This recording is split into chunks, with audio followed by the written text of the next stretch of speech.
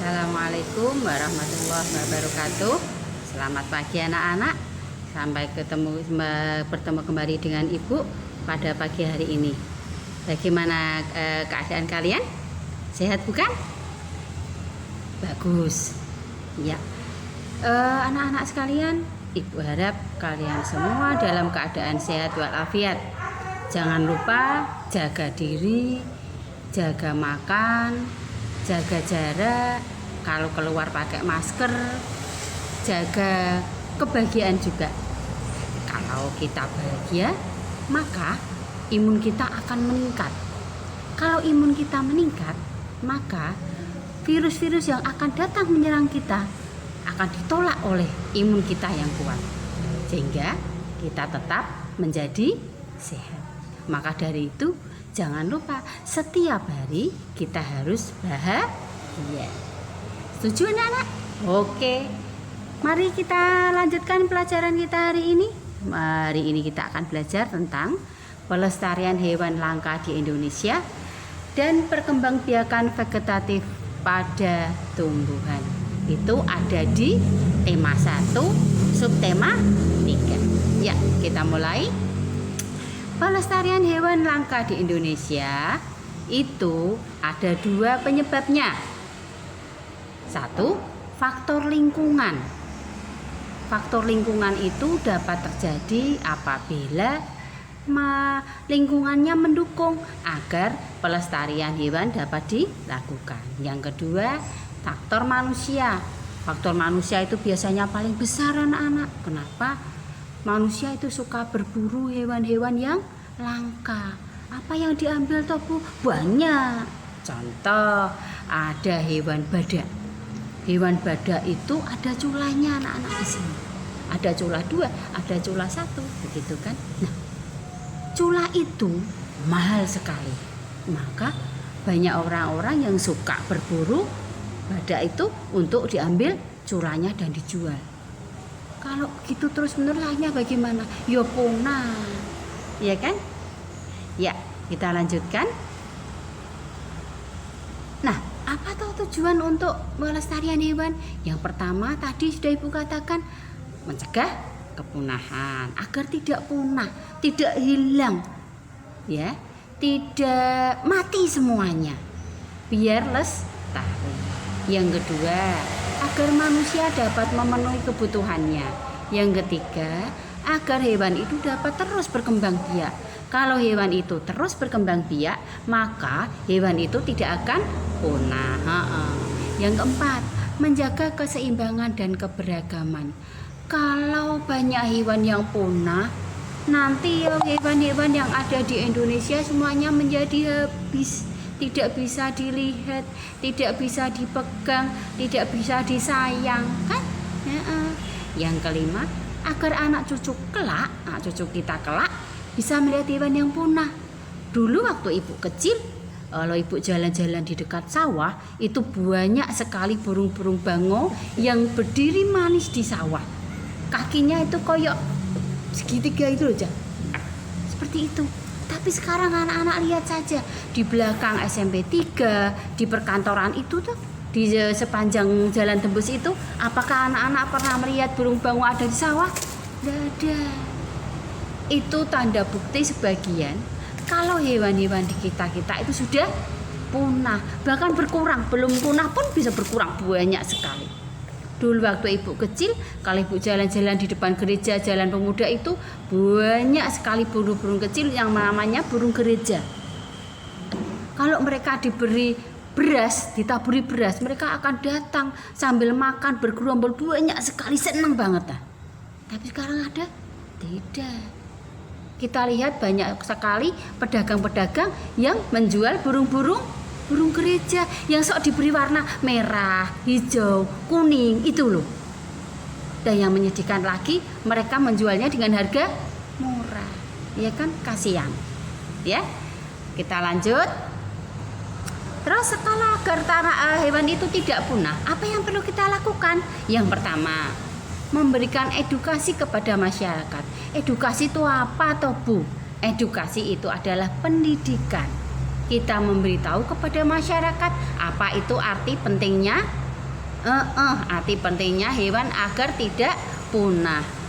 Kemudian kita lakukan apa yang kita lakukan? Mendukung aktivitas pelestarian. Misalnya kita ikut serta dalam penangkaran hewan, boleh, ya kan? Nah, yang ketiga, membuat penangkaran hewan langka. Loh, ya kan?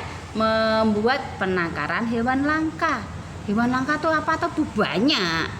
Buaya itu sudah langka. Harimau sudah langka.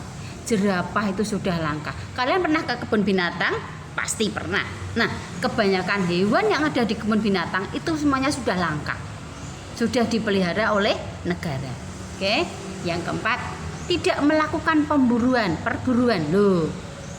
Kalau semua diburu, seperti contoh tadi ke burung gereja. Burung gereja yang seperti itu kecil, mungil, lucu, mudah diburu, kemudian dia dijual dengan harga murah, ya akhirnya punah. Tidak boleh ya. Ya. Yang kelima, tidak melakukan jual beli hewan yang dilindungi seperti tadi. Badak dibunuh, kemudian diambil culanya. Padahal badak itu termasuk hewan yang dilindungi. Maka orang-orang yang melakukan tindakan kriminal seperti itu akan dihukum oleh pemerintah. Kenapa? Agar hewan tetap terlindungi. Yang keenam, pemerintah membuat undang-undang yang melindungi tentang hewan langka. Itu materi kita tentang tindakan hewan langka. Kemudian kita lanjutkan, yang kedua adalah kita beralih ke materi perkembangbiakan vegetatif buatan pada tumbuhan. Ini materi IPA yang terakhir pada tema 1. Oke. Apa itu perkembangbiakan vegetatif buatan, Bu? Kemarin kita sudah belajar tentang vegetatif alami dan vegetatif buatan. Ya, kita lanjutkan. Vegetatif buatan adalah perkembangbiakan secara tidak kawin. Lah terus caranya bagaimana, Bu? Dibantu dengan manusia atau sengaja dibuat oleh manusia. Caranya bagaimana, Bu? Pertama, dengan cara mencangkok. Itu Ibu sudah berikan gambarnya, cara mencangkok. Mencangkok itu adalah memperbanyak tumbuhan dengan cara memotong tumbuhan di induknya. Cara-caranya bagaimana, Bu? Itu di gambar sudah ada. Ya? Oke. Yang kedua, dengan cara menempel atau okulasi.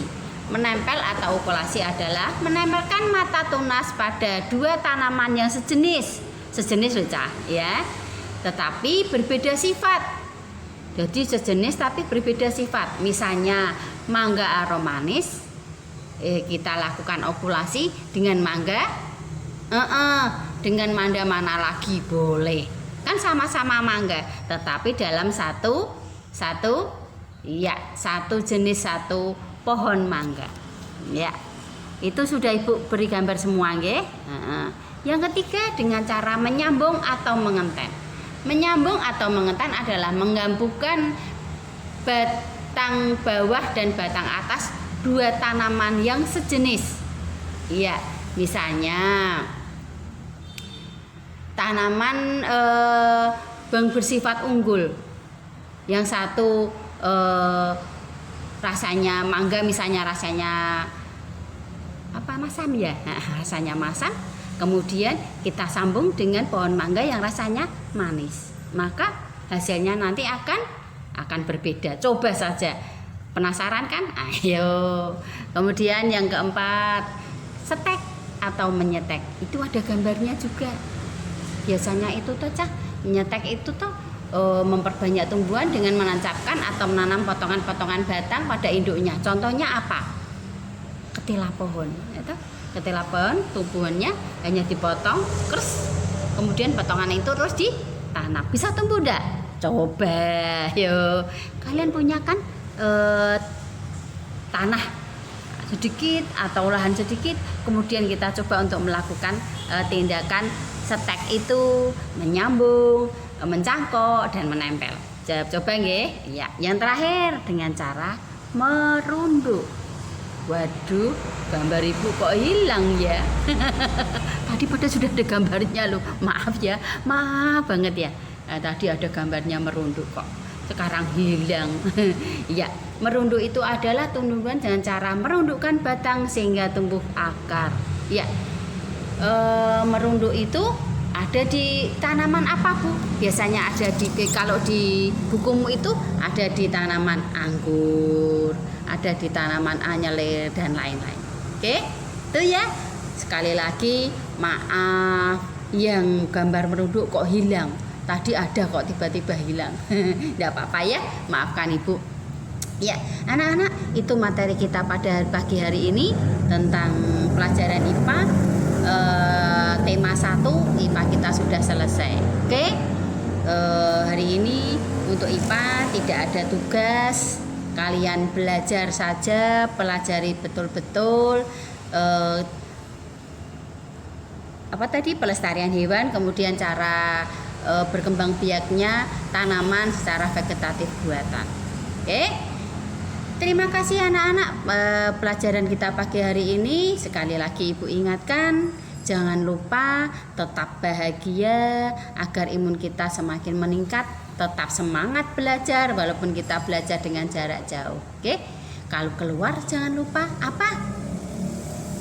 Pakai masker, jaga jarak, jangan mendekati kerumunan. Oke, Ibu selalu sayang pada kalian.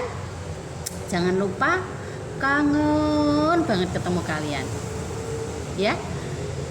Terima kasih atas perhatian anak-anak sekalian dan sampai jumpa pada pelajaran berikutnya. Wassalamualaikum warahmatullahi wabarakatuh.